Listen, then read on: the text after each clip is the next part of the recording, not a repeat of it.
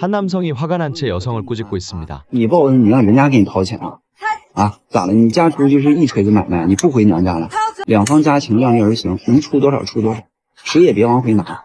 你好好组建你这个。 그는 도대체 왜 여성을 향해 이같이 심한 말을 하고 있는 것일까요? 최근 중국 정부는 공혼족의 등장으로 골머리를 앓고 있습니다. 공혼족이란 결혼을 두려워하는 중국의 젊은이들을 가리키는 말입니다. 정부는 이같이 결혼에 대한 공포증을 가진 이들을 공혼족이라 칭하며 중국 사회의 새로운 문제거리로 인식하고 있습니다. 실제로 중국은 1980년경 개혁, 개방이 본격화되며 기본 한 가구 한 자녀라는 산하 제한 정책을 시행한 바 있었는데요. 이로 인해 외동으로 가정의 사랑을 받으며 자라난 이들이 탄생한 것이었습니다.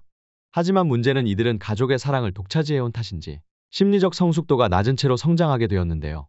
결국 스스로를 귀하고 중요한 사람이라 여기며 모두가 나를 떠받들여 줄 것이라 착각하고 있다는 것입니다.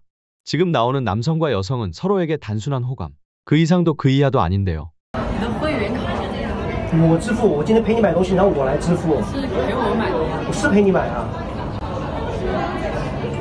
你什么意思啊？你该不会说你今天买了那么多东西，让我来帮你付钱吧？我以为你让你给我付呢。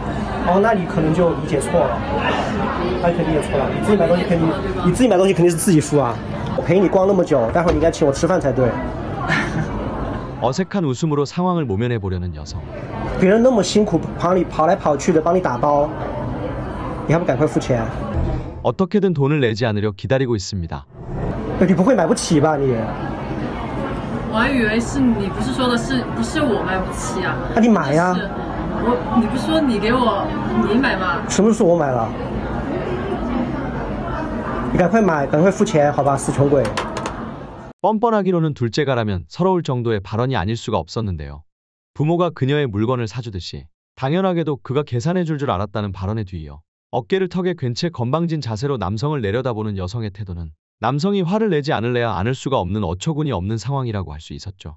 이와 같이 산하 제한 정책 시기 태어난 소공자들이 한국 드라마까지 전파되며 남성에 대한 환상을 가진 이들이 늘어나게 되었고 이로 인해 탄생한 이른바 춘장녀들은 자신을 떠받들여줄 백마탄 왕자를 찾고 있어 중국 사회에 큰 문제거리로 여겨지고 있다고 전문가들은 입을 모아 말합니다.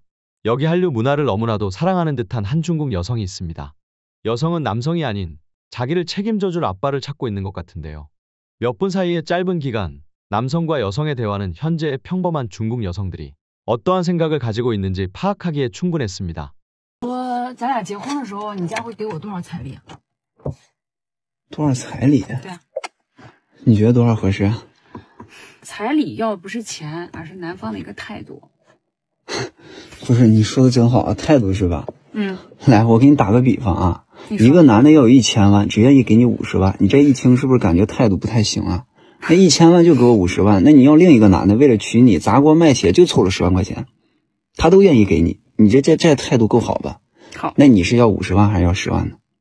你这不一下高下立判了吗？你要钱就要钱，你哪来的什么态度啊？那女哎，等会儿，方家长是不哎是鼓励？哎，有的女的就说了，哎，我妈说了，哎，娶我就30万，少一分不嫁，态度不行。你妈让你抢钱，你跑得可快了；你妈让你好好学习，你学了没有？啊，我仍认为我们接受高等教育是为了孝敬父母、传宗接代，而不是为了给别人的家庭精准扶贫。那两个人在一块儿是要一起面对问题的，解决问题的，而不是一个人把问题抛在另一个人身上，让他自己去解决啊！啊，你高高在上啊，你去凑钱吧，是不是？你凑不够，你自己想办法。好家伙，那他怎么办？他自己花呗不够，让他爹妈也刷花呗去呗。我父母给我养育这么多年不容易啊，我得知恩图报啊，我的彩礼得1半拿回去给我父母。那你可真能啊啊！你报恩，你让人家给你掏钱啊？啊，咋了？你嫁出去是一锤子买卖，你不回娘家了？你爹妈以后有事儿，你老公不出钱还是不出力了？我跟你说啊，那最好的情况就是不管彩礼还是陪嫁，两方家情量力而行，能出多少出多少，谁也别往回拿。你好好组建你这个新家庭，过好你的小日子，不就行了吗？ 어처구니 없게도 남성의 태도에 대한 평가를 내리겠다며 차이리를 내놓으라 요구한 것. 그리고 액수에 따라 여성의 부모가 남성을 바라보는 시선이 달라질 것이며 남성의 여성을 향한 마음의 크기가 드러나게 될 것이라는 으름장을 놓은 것이었죠. 이미 나이가 찰대로 찬 그녀가 잘못 따졌다간 죽도 밥도 안 되겠다는 판단을 내려서일까요? 해당 남성이 합리적으로 설득하자 그제서야 꼬리를 내리고 마지못해 수긍하는 모습을 보이기도 했습니다. 해당 영상을 지켜본 일부 시청자들께서는 이 남성만의 특별한 일이 아닌가 여기실 수도 있겠습니다. 여기 또 다른 여성이 있습니다. 그녀는 앞선 여성과는 다르게 자신감이 흘러 넘쳐 보이는데요. 准备拿多少彩礼给我爸妈？就我跟我家人也沟通了一下，就是3万订婚，结婚的话给6万6。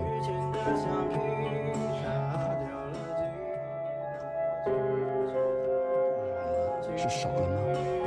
我爸妈说不行。那你爸妈怎么说？不是你给我这点儿，我都不好意思跟他们说。那你觉得多少合适呢？我现在一给你提这个钱的事儿，你就特别敏感。为什么要先说钱呢？我们结婚难道不是因为我们的感情吗？这两码事儿啊。不是，你意义上的随大众就是订婚3万3，结婚6万6。对，我们这边都是这样，这有什么问题吗？哦，你别怄了行不行？你就说说你自己的想法行不行？我听你的。不是，我就没要跟你说钱的事儿。不过你这个随大众我接受不了。哎呦，咱要不还是冷静冷静吧？不行我就换人。哎，不是，你当这是卖东西吗？啊，说换就换。我问你，你有啥？你有啥？我什么都没有，所以我配不上你。不是你这又是啥意思呢？你这何必呢？我让你说自己的想法，你又不说。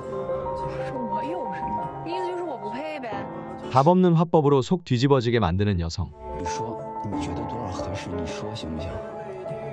订婚10万，结婚20万，你得有这个。 춘장녀의 뻔뻔함에 할 말을 잃은 남성.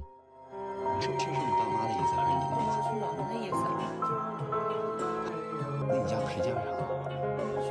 就是一夜电器啊。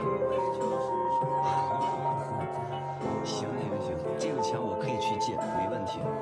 但是我想问你一下，就是你有没有考虑过我们以后结婚要背负多少负债吗？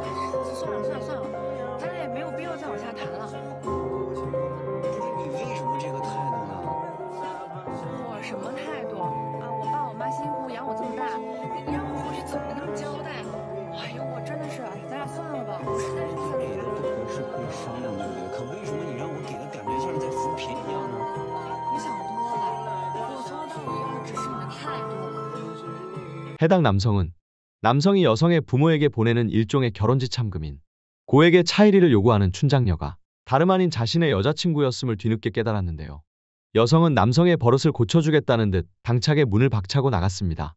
일각에선 한국에서 주고받는 예물이나 예단 비용 역시 차일이와 그 결을 크게 달리하지 않는데 자의적인 해석으로 중국 고유의 문화를 너무 부정적으로 바라보는 것이 아니냐는 비판을 하기도 했는데요. 하지만 한국의 경우 개개인의 능력에 맞추어 남녀 각각 상대방의 부모에게 전달하며 가벼운 선물 형식으로 진행되는 경우가 많지만 중국의 경우 오로지 여성만이 차일이를 수령할 수 있으며 금액은 10만에서 20만 위안부터 100만 위안 등 평범한 중국 지방 도시의 웬만한 집 한 채 가격을 요구하는 경우가 많기에 법적 다툼이 심심찮게 일어난다는 점을 고려해 볼 때 중국의 차일이는 엄연히 한국의 예물과는 성격이 다르다고 할 수 있었죠. 내수 시장으로 경제를 활성화시켜 세계 대국의 자리를 유지 중인 중국. 그렇기에 인구 감소는 그들이 무시할래야 무시할 수 없는 주요 핵심 사안으로 거론되고 있습니다. 공혼족, 그리고 한류 드라마. 이 문제를 해결하지 못한다면 중국은 구조적으로 내부에서부터 붕괴가 될 수밖에 없는 처지에 놓여 있습니다.